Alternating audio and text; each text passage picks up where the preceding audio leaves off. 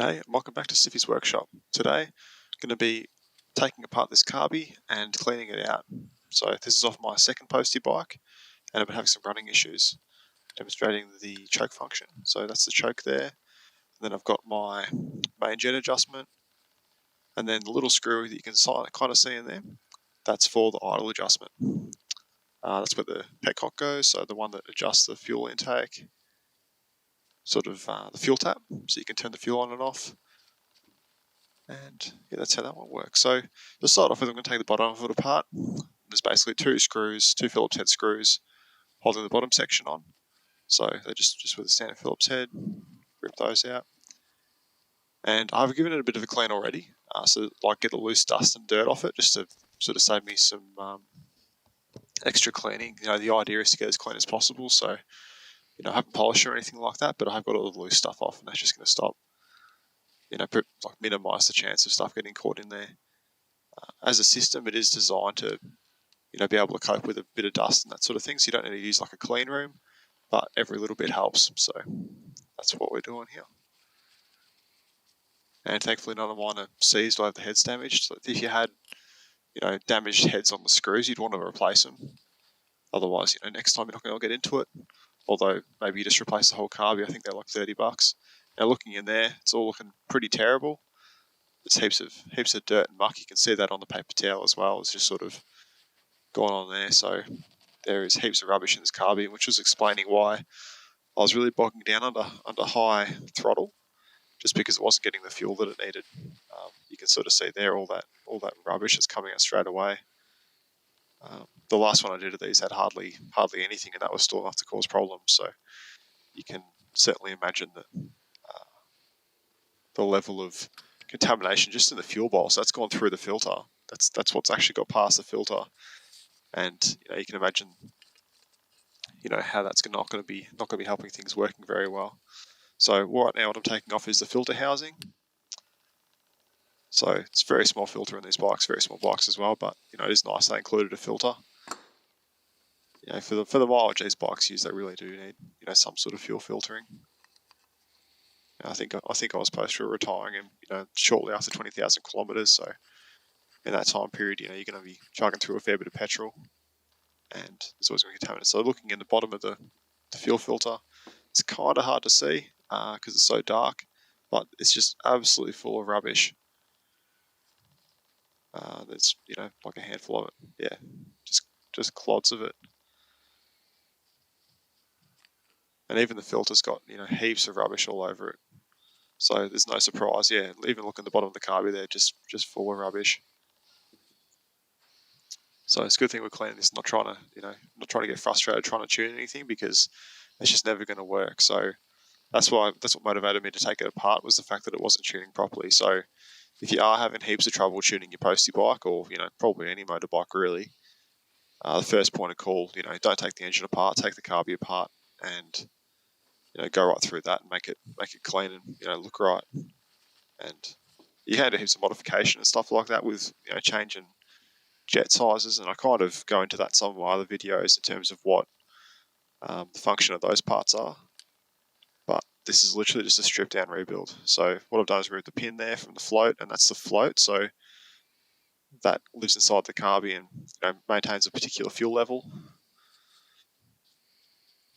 And something I mucked up the first time I rebuilt the carby was I didn't put this little pin back in the first time, and that is absolutely essential. So that's kind of like a fuel metering valve, so that controls how much fuel is allowed to flow when the float's in a particular position. So now I've got all that stuff out, I'm going to start taking the jets out. So that's I think the idle jet that I'm doing first, the smaller of the two.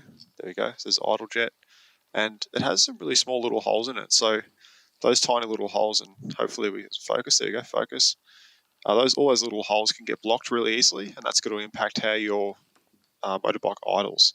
Now, those will look fairly clear on mine, but we will run some cleaner through there as well, especially given the contamination. This is the main jet, and this is the one where I wasn't getting the fuel delivery I was hoping for. So again, has some little holes in there.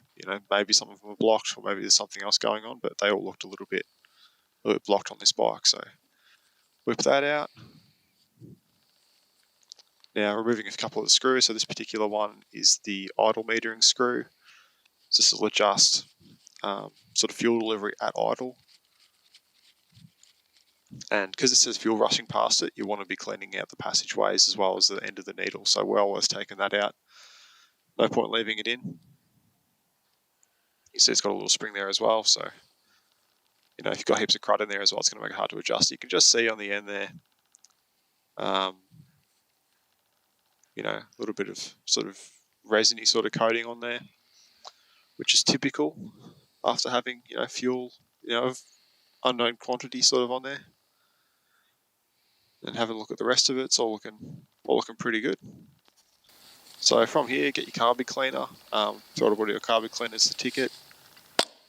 Worth mentioning now, if you had bad O-rings, this would be the time to be, you know, replacing those at the same time. You know, ideally you probably have spare O-rings. I didn't. Thought I'd just try this one. So you can see all that just black rubbish pouring off the carby, and that's all stuff that's clogging up your fuel system, clogging up your jets, and causing things not to work properly, impeding flow and causing all sorts of dramas. So you really want to get that out of there. And I'm cleaning the inside of it as well while I'm at it.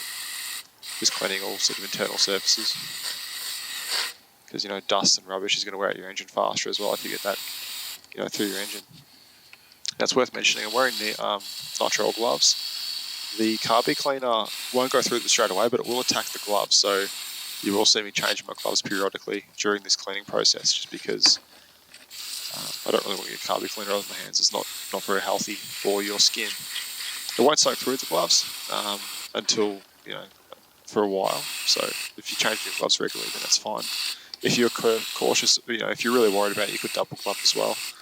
Would be fine, but, you know, not a very sensible thing to use without gloves. And you can just see like how much just rubbish has come out of it. That's a very small part, and, you know, that's all dirt that's been going through the engine and, you know, wearing things out. So if you get dirt in your engine, it's just going to cause abrasion, and it's going to rub on, you know, the surfaces, and, you know, fill up your oil and stuff like that. So you really want to not have that through your engine. And even like you can see the, you know, the rubbish coming out of this jet. So I think this is the main jet we've got here. So, you know, running through that. And thankfully, you know, the contaminants in this are cleaning up quite easily with the carb cleaner. Sometimes, you know, you might get like resins and stuff, or God knows what, forming, and, you know, carb cleaner might not get it. So, you know, you might need to do some gentle polishing as well. Keyword on gentle there, because you don't want to change the size of anything related to fuel metering, because that's going to affect your tune. Although in these bikes you probably have enough adjustment to get around it anyway.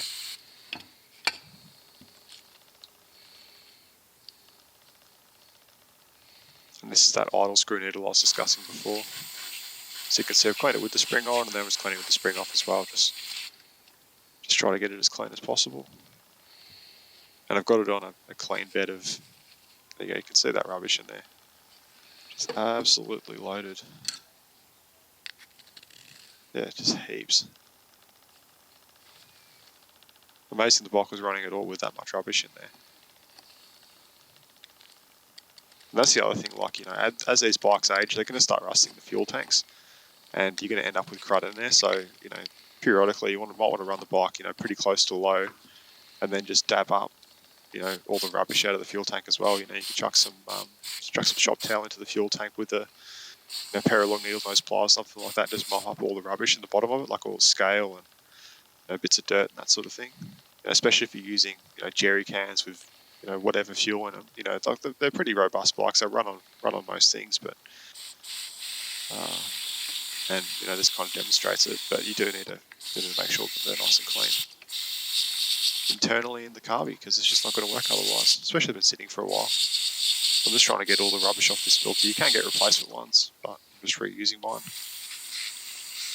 Although, you know, based on how much rubbish was in the bowl, I probably should be changing it, but I'm not too worried. I'm not doing 100,000 Ks on it, so a bit of engine wear isn't worry. So you can see the gloves kind of expanding, kind of stretching, and yeah, just change those out because I want to keep my hands safe. You don't need mixing, you know, taking a rubbish and putting it into a clean part. So make sure you're cleaning, whatever tools you're using to clean parts at the same time. So you do want to be quite careful using screwdrivers though, because it is just soft alloy. You don't want to be scratching any of the surfaces if you can, because that's going to lead to, points which are going to accumulate rubbish more easily than they did before. It's going to sit on there preferentially. So then it's cleaning out the fuel bowl.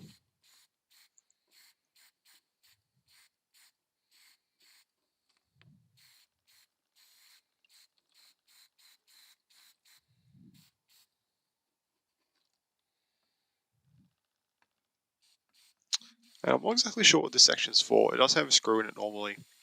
I believe it's to drain the fuel bowl for some reason, because you have that hose sticking at the bottom of the carby, and I think it might be related to overfilling as well. So if you have like a stuck float or something like that, it'll provide an escape for the fuel, so you don't minimises flooding the engine due to a stuck float.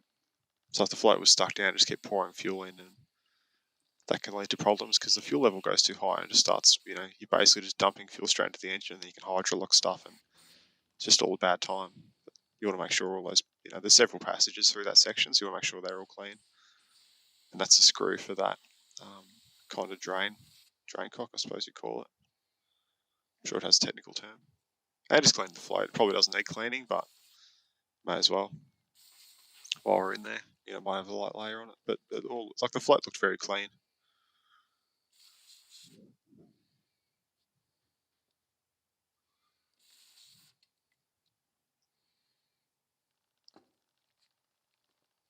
And you can just see, like, for such a small part, how much, contaminants and that sort of thing is sitting in it. Like, it's just absolutely chockers.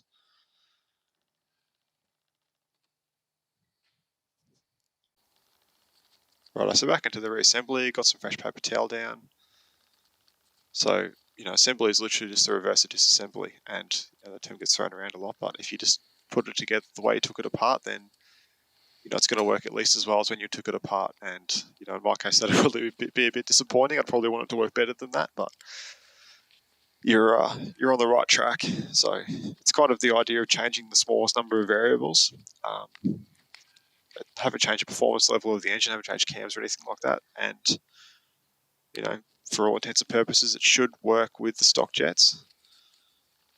So leaving stock jets in, and all I want to change is the cleanliness of the carby, sort of to trace this step. And the problem I'm trying to solve is the engine bogging down under full load. That's the problem that I'm experiencing. So I don't want to be adding variables. I just want to make sure it's clean and working, as intended. So with this is the idle adjust fuel screw. So what I do is install it all the way and then undo it 1.5 turns as kind of the base setting. And then, I'll have to muck around with it once I actually get it back in. This is that little fuel metering section as part of the float. Now, I did kind of muck this up a couple of times because I forgot how it's supposed to go together. I was kind of on the right track here at the start, except as you'll see, like, things don't go easily. And, that's kind of a, reflection on my experience with these. I've done one carby, I suppose you call it a service before this. And I had some trouble with this step as well because I couldn't remember what the order of things going together was. So if things disassemble really easily and they come apart easily, they should also go together really easily, most of the time. Now, this is obviously not the correct orientation. So I had it right here, but it just didn't seem to go together easily. And I was sort of second guessing myself and trying to work out, what I was doing wrong. It's a tricky thing when you're taking things apart. You're not super familiar with. And so, one option would be you have you could either look at the tape you just recorded. If you're some sort of filmmaker, or the other option you would have is you could look at a manual for whatever you're working on, or a exploded parts diagram. Sometimes they provide clues as to how stuff's supposed to go together. And, if you are uncertain, just making sure you're not using too much force. You want to avoid breaking anything if you can. And, so I knock on it, just going to tap on it, just sort of try that out. It just doesn't seem right because it's not slipping together easily, and it really should be slipping together really easily.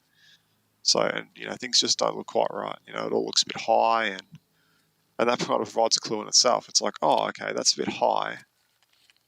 And so maybe it has to go this way, which it doesn't. But if you do things carefully enough, it doesn't actually matter what you try. It's because you can take it apart and try again. Nothing that I'm attempting here is going to lead to a permanent, damage or that sort of thing. And I'm just looking at it. It just doesn't seem quite right because it seems as though the float's a little bit low or pushing it too far from the main body of the carby. So I'm just gently putting the fuel bar back on it. It just doesn't quite line up, and that's kind of the confirmation that, yeah, this is really like not where it's supposed to be. But I'm a little bit confused because it wasn't working properly before. So, I'm looking for the solution and not finding it.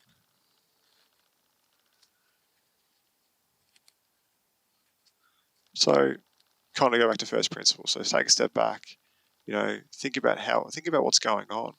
You can see that little slit in the bottom there, the little slit in the bottom of the fuel bowl, not the fuel bowl, of the float. And there's a little recess section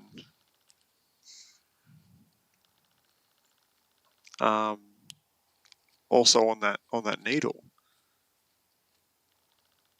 And so, we're going to try again, but it just doesn't. It kind of wants to go. It's just wrong though. That's just like, and it looks wrong. Like you can kind of force it, but it's just not right. Then it's kind of like, well, it's sitting up too high. What's going on? What's going on with this needle thing? And it actually slots in. There you go, on this particular float. And there's different designs of these. Like some of them use like like more pieces and have less plastic in there and more metal, and like sometimes you see things look a little bit different. So the carby that I've worked on previously was a little bit different to this one, and yeah, that kind of threw me a little bit. But just bring it back to first principles. If it's easy as it was to disassemble, like that final step on solving it was, then chances are you're on the right track. And look, they are, these carbies are very simple devices. It's not like a really complicated carby like, like a Deco Weber or something like what you get on a, like high performance Volvo V20. It's like these are, about as simple devices as you can get, for something that does such a complicated job of, atomizing and mixing fuel, efficiently. And, sort of compensating for a whole heap of different things. And, you don't need to murder these up. You just want to just firm is fine. All you try and do is engage that O-ring as a seal. You don't need to, put 100 Newton meters on it or anything like that. And then screwing in that bottom petcock top screw. And these ones I do pretty firm. Yeah, I don't know what the correct adjustment for these particular parts is, but they seem firm when I get to them. And if you leave them too loose, they seem to lose fuel. So it seems to be the correct way. So O-ring goes in first for the filter. And you want to sit in nice and square. You don't want it to be all skew-if. So I have a skew-if, take it out and try again. Like what it was for me. Now it's in nice and square.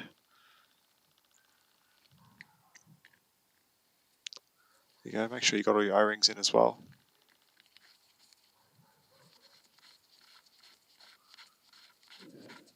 And then you get your elephant out again. Your nice elephant wrench.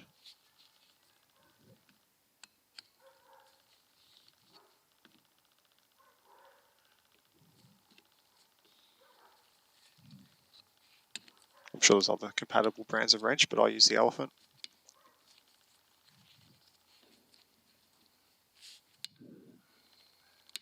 And do those pretty firm. Great. One more thing. Over on the throttle cable, you've got the main jet, and that normally screws into the carby. I didn't want to disconnect the throttle cable, so I've just left that connected to the bike, so I'm going to clean that in situ. And it's really important this part can move up and down very smoothly.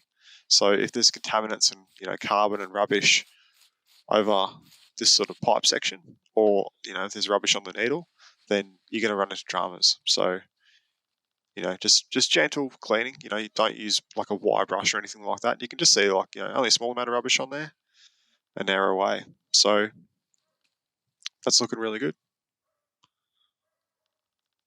Next thing we're going to want to do is move over and let's give it a kick. So jump on your bike, don't wear long laces and have stuff spinning around close to your laces. Choke on, feel on, and the carby is empty, so it's not going to work that well. And make sure you have enough fuel so that you're actually sucking fuel in if you're on the on setting. Is my tip. So give it a kick. And you might have to give it a few kicks just to suck the fuel through. And you definitely want to have the choke on for this step. If you don't have a choke for whatever reason, maybe just cover it up with like a small block of wood or something like that, just to suck the fuel through. So it either sucks air or it sucks fuel, and you want to be sucking fuel at this point. So you can see I'm just trying to get some fuel into it. And now I'm trying on reserve. What I probably should have done to start off was just make sure I actually had fuel in the tank. There's kind of like a pipe that pokes up when you're just looking through the fuel filler.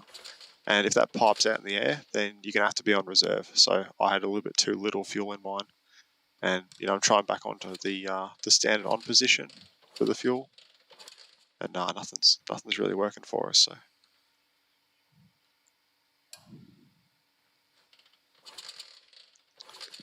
I'm kind of trying, different combinations of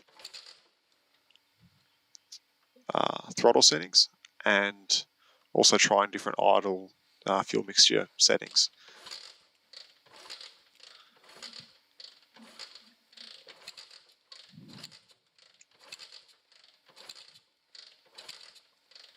I don't know if this is like technically the right way to be doing it, but I feel like at this stage of reassembling a carby, whatever gets the bike started and running is the correct combination of things. Once it's actually running, then you can go through like a more regular process of just adjusting things, and that's probably like a more natural process. So right now I'm just checking the fuel, and the fuel is not great. So switch over to reserve, and now we're going to start getting some fuel in the carby. So I was pretty much just kicking it in the open position. So I've made a few changes to the idle air mix. So take it back to base, which is 1.5 turns out.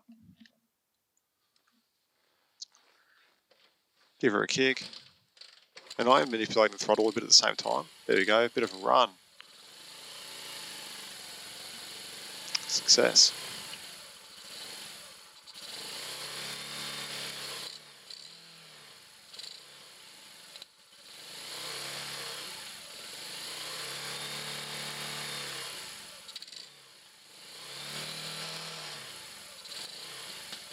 And what you're trying to do is get it to run without user input, so that will make more tuning easier. So if you can have two hands available instead of just one, because you're having to use the throttle to keep the bike running, then you're going to be able to tune the bike more effectively. And another goal is to have the bike running off choke. So if the bike will only ever run on choke, you got problems, and it's going to limit your power. So you want to have the bike adjusted in a way that it'll run off choke.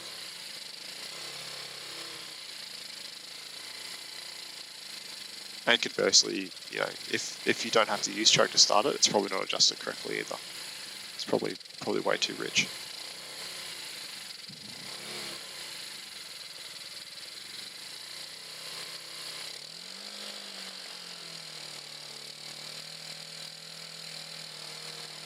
We're getting something that kind of works there.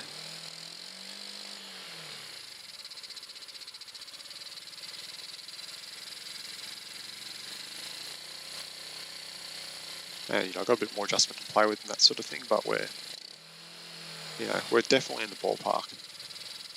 Anyway, thanks for watching. And if this has helped you out, give it a share, give it a like. If it hasn't, just comment up. How could I help you more? And this is a bit later, where I've got it roughly tuned. Thanks for watching. See ya.